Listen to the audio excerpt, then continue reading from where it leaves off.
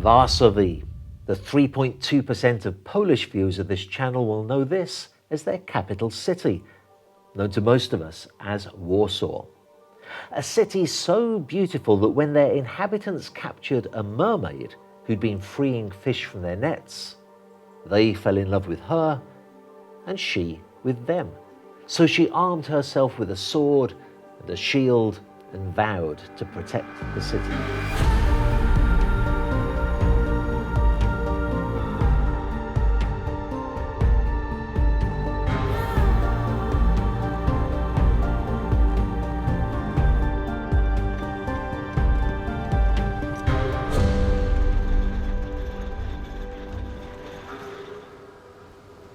Now that is an interesting story, but it's not as interesting as the story of her namesake yacht, a 100-foot Nautor Swan with a very unique history and an equally exciting future.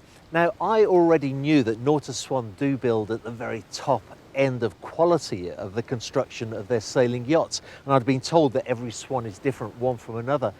To be honest though, sometimes yacht builders say that each yacht they build is different because actually they have different coloured cushions and curtains. This really is a one-of-a-kind yacht though, and as I show you around her, you'll be astonished at what you find out.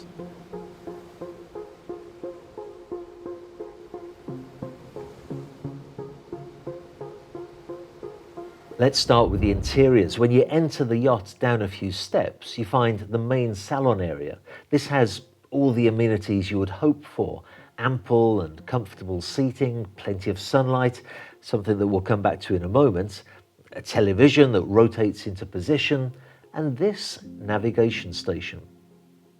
The yacht was built by and for somebody who really knows about long-range cruising. The navigational table is facing forward and right next to the steps to the deck. In an emergency event that an object appears unexpectedly on the radar, the captain can stand up to immediately see what is ahead and then quickly get to the deck to react to it.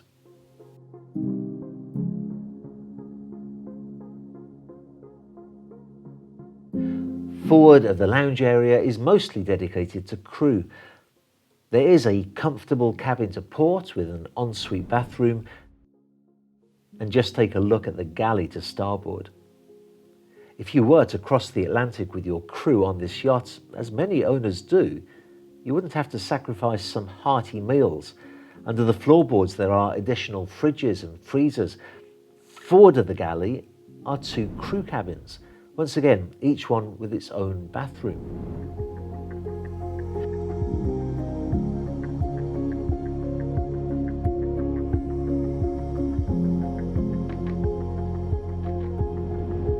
You'll notice as you return through the galley that access to the engine room is here too. We'll be returning to that in a moment, but first let's take a look at the owner's staterooms. Yes, that's right, owner's staterooms. This yacht was built with two pretty much equally sized cabins aft. Actually, let's just go back through the lounge, down a few steps, and here to starboard we have a day head that also serves as an ensuite to this cabin here. A cabin with two single beds that can be separated or joined together depending on your guest requirements.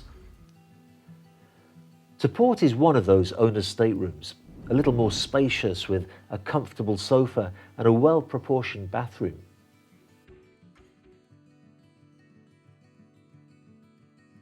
And finally, at the extreme aft is the other owner's stateroom, again with a comfy divan and a well-proportioned bathroom.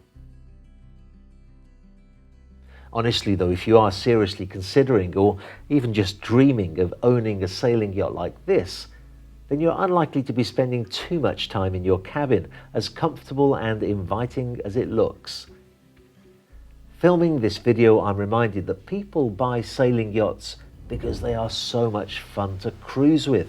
This is not about getting as quickly as you can to a bay to get off the yacht and onto the jet ski. It's about enjoying the cruise to the bay, with the wind in your sails as you discuss with your fellow sailors the best way to trim the sails and how to harness the most from the wind.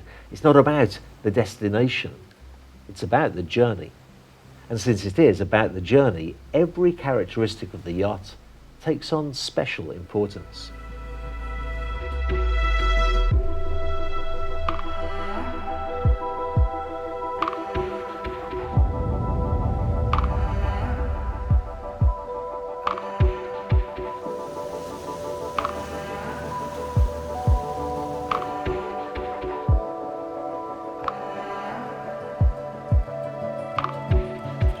At the beginning of this video, I said that each Swan yacht is unique. Now let me give you an example of that, because during the construction of Varsovie, the owner's representative requested that the pilot house structure should be just a little bit higher. This would give better visibility from the navigational station and also make the engine room head height just a little bit greater. Knowing how yachts are built, I am astonished that Swan would accept a request like that. It's a mammoth task. Funnily enough, though, the owner's representative, who's now the captain of this yacht, was astonished that I was astonished, because Swan are well known for priding themselves in accepting and implementing owners' requests. Actually, Captain Patrick Adams not only oversaw the construction of Varsovie, but he has been captain on board ever since she was launched in 2008. Apart from the layout of the yacht and slightly higher pilot house, he also requested a fixed bimini top. It does create such a pleasurable shady area on deck. It can resist winds up to 70 knots, so you don't have to take it down for a long crossing. But if you do want to remove it for racing, then it's a relatively easy job to do so. And racing is something that Varsovie is ready and able to do. With nitric 50 rods supporting her 43-metre high mast, carbon fibre composite construction throughout, and a hydraulic captive winch neatly concealed under the galley floor. As far as ocean crossings and racing is concerned, Varsovie has been there, done that, and bought the t-shirt.